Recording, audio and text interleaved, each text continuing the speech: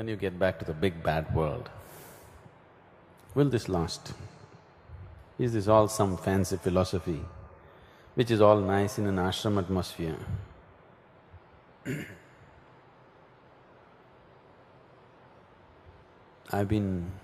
From day one, I have been warning you. Don't try to make anything out of it. Just imbibe it, see what happens. But you have been always cultured in your mind that if you go to some place, you must learn. You must pick up things, you must make notes, you must remember. This is a whole training in you.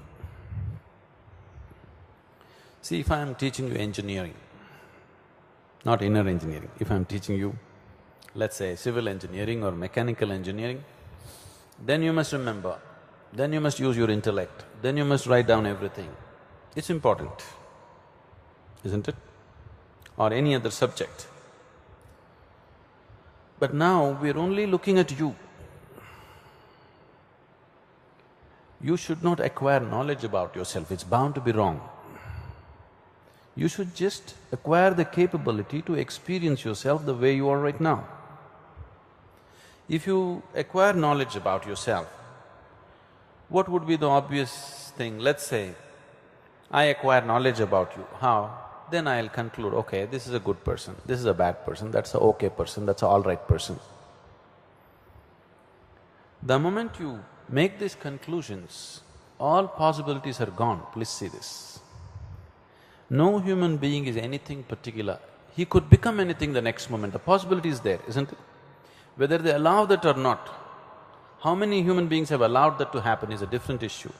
But every human being, the next moment is a possibility that he could be something totally different from what he has been to this moment, isn't it so? We have not allowed that to happen simply because we are always busy drawing conclusions. The more conclusions we draw, the more we are concretizing our limitations, isn't it so? You understand what I'm saying? Now, this question of being, I'm feeling peaceful and nice right now, will it last when I get back, when I have to manage 1,000 people, will it last? That's a question. See, the question has come because you understand and you still believe, my natural self is angry self. That's not true. Your twisted out self is angry self, your natural self is blissful self, that's the original nature. Living in societies, living under pressures, you have gotten yourself twisted into different shapes, isn't it so? Living in particular societies, living under particular types of pressure, you get twisted out. But your original nature, your natural self was joyful and peaceful. If you do not know all those things, at least go back to your childhood and see. You see that you are peaceful and joyful by your own nature, isn't it? It is not something that you have to acquire by coming to the ashram. Being peaceful and joyful is not something that you have to attain to by coming to an ashram. It is your original nature. If you just learn how not to mess yourself, you being peaceful and joyful, you don't worry. That's the way it will be, that's the way life will be. That's the way life is. If you disappear from this planet, is this planet very peaceful and wonderful? Everything is the way it should be, isn't it? Because you are sitting here and going on judging, this is okay, this is not okay, something is all right, something is not all right. If you and me disappear from this planet, is everything perfect? Yes or no? Now, this is not a philosophy, this is not an ideology I'm trying to teach you. I just want you to drop everything that you have learnt and learn to look at yourself, come from your natural self. Being peaceful and joyful is no more effortful. It is not coming because you're doing some practice, you're peaceful. It's not like that. This is the way you are, and that's the way every human being is. Living under pressures, living under different situations, making different types of conclusions, we have made ourselves into twisted human beings. Now, I am not telling you to twist yourself into enlightenment. Enlightenment is not going somewhere. Enlightenment is just a homecoming, just falling back into your original nature. There was a time when our brochures used to say, Isha Yoga, from ordinary to extraordinary. So people came thinking that they are going to become special. So I would tell them, yes, from ordinary to extraordinary, more ordinary than anybody. When you have no need to be special, when you're not trying to be anything other than who you're extraordinary. Just see, when you're simply childlike, just handling situations according to your intelligence, not according to your compulsions, not according to the conclusions you have made, not according to your ethics or morals, simply out of your humanity, you will be in perfect peace and joyfulness. It doesn't matter what's happening. Why we have taught moralities to people is, somewhere lot of human beings started behaving like animals. So, we brought moralities. Morality is not a solution. Maybe morality is a control, but not a solution, isn't it? Isn't it so? No? Morality can be a control on a certain group of people for a certain period of time, but it's not a solution for human nonsense that's going on, isn't it? Only when people spring from their original nature, there is a solution. Otherwise, everything is just a patch-up. Will this work? Now, wherever you go, whether you are in Delhi or Bombay or on the ship or whatever your job is, whatever type of job you are doing, still, this moment being inevitable is still true, isn't it so? Is it true? If you are aware of it, do you notice that you are peaceful within yourself? So do not look at everything that is been given to you as a teaching. I think from day one I've been reminding you, this is not a teaching, this is not a philosophy, this is not a belief system, this is just a method. Learn to use the method. Don't try to remember it, don't try to understand it, don't try to make a philosophy out of it. Just learn to use the method. Here there is no teaching, no philosophy, no belief, just a method. It's a device. It's like learning to drive a car. You learn to drive the car. You are a Hindu or a Muslim or whatever nonsense you are, if you learn to drive a Maruti car, it goes, isn't it? Because you are a Hindu, it will fly better because it's Maruti, and you are a Muslim, it doesn't go, is it so? It's just a device, you learn to drive it. So this is just like that, this is just a device, you learn to use it. Whoever you are, whatever kind of job you are, whether you live in heaven or hell, it still works. If you use it as a method, but there is some aspect of your intellect which is always trying to make a philosophy out of it. Because the very nature of life is such, the way you have created till now is, you cannot live without a philosophy. Everybody needs a philosophy, but what you need to understand is, the greatest nonsense in the world, the most evil things on the planet are happening because people have a philosophy of their own. If you don't have a philosophy, you cannot sustain your nonsense, please see. The most horrible things that people are doing, if you go and ask them, they have a solid philosophy as to why they're doing it. Is that so? You go stop a drunkard and ask him, why are you drinking like this? You will see what a great philosophy he has as to why he is a drunkard. Usually drunkards have wonderful philosophies, isn't it? You stop a thief and ask him why he's a thief, he's got his own philosophy.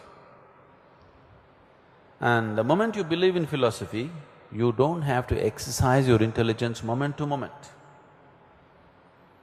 Intelligence is not something that you have to use once in a way, it is something that must be on every moment. When it's on every moment, it can no more be a thought, it is just a perception. So shifting your intelligence from just being thinking to simply looking and seeing, this has to happen. All the practices you're doing is towards this direction, and you have to support it intellectually also to see that your intelligence does not become just a thinking process, but a looking process, capable of seeing everything just the way it is. Gnan means just this. Unfortunately, today Gnana Yoga means in the world, in our country at least, it's become like this. Gnana Yoga means you just believe in soul, Atman, Paramatman, soul goes and joins the Paramatman, where it docks, in which galaxy it docks, all this nonsense. See, you are just shifting into another kind of belief system. Gnana yogis are always laughing at the bhakti yogis because they believe all kinds of stuff. And now Gnana yogis are also believing something else. Gnana means not believing in anything, just making your mind like razor sharp. It is so sharp, it cuts through everything and simply sees everything the way it is. Making your mind into a pure perception, not thought, not conclusion, just pure perception. Simply seeing, not concluding about anything. Whatever conclusions you make about life are bound to be wrong, isn't it so? Isn't it so? People have made conclusions and conclusions and conclusions. It is one man's conclusion versus another man's conclusion, fighting. See, today and for all time, the fight on the planet has not between good and evil, as people believe. The fight in the world has always been one man's belief versus another man's belief. Is that so? You tell me, right now there's a big fight going on. Who is good, who is evil? Bin Laden is good or Bush is good? Both of them believe they're doing God's own work. Both of them firmly believe, I want you to know this, yes? Both of them firmly believe that they're doing good, isn't it so? So who is good according to you? All that you do is two good people will cause disaster on the planet, isn't it? So, don't go at it as a moral, as an ethic or a value. This is a method, just learn to use it. It'll work anywhere, wherever you are. Whatever kind of situation you are, it'll work. If you are in touch with truth, it works anywhere. Understand? Now what I want to tell you is, what I want to equip you with is, suppose you happen to go to hell, I'm not wishing it. If you land up in hell, even there you must know how to be happy. That's my wish. I'm not wishing that you must go to heaven.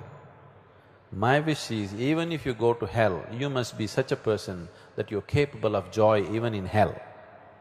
You know, Gautama said this. Everybody was talking about going to heaven. Gautama said, I don't want to go to heaven, what will I do there? You say there is nothing much to be done there, what will I do in heaven? And you say people are suffering in hell, so let me go to hell and see what I can do. Why he's saying this is, he's telling people, I'm incapable of suffering. You put me wherever you want, I'm okay, so I'll go to hell. Even today, the Buddhist scriptures refer to Buddha like this. Buddha is in the lower world, not in the upper world. This is freedom, isn't it? So now, we are not thinking of what kind of situation you live in. If you are in touch with truth, it'll work anywhere. If you are aware, this moment is inevitable. Wherever you are, whichever city, whatever kind of job, you will see your insides will be in a certain way. Constantly the question is, all this is okay, but how do I do my job? I am not going to tell you how you do your job. You better know how to do your job, otherwise let you be fired. I am not here to tell you how to do your job. I am telling you how to keep yourself in any kind of job, how you should be in any kind of job, that's all. I am not telling you how you should do your job. You better learn how to do your job, isn't it? You think there is some formula, if I tell you do this and all your job will work out till your retirement? There's no such thing. You have to learn how to do your job. But how to be within yourself? How would you want to be? Your natural choice is to be peaceful and joyful, isn't it so? This is not something that I have to teach you. Your natural choice is to be peaceful and joyful. So, how to get there? That's all we are looking. If you want to get there, you must be in touch with the basic realities of life. If you're not in touch with it, it won't happen. If you try to bring intellectual solutions to inner situations, it'll not work. Your intellect is a wonderful instrument only to handle the physical realities of life. If you try to extend it to yourself, you will see you will be a disaster after some time. There's no question about this. You handle the physical realities with your intellect, it'll work. Physical realities must be handled logically, isn't it? Inner realities are not like that. You just stay with this. Is this moment really inevitable? Is it true? Just be with that, let's see. Whether you are in any of the forces, it'll work. Wherever you are, it'll work. Even if a battle comes, it'll work.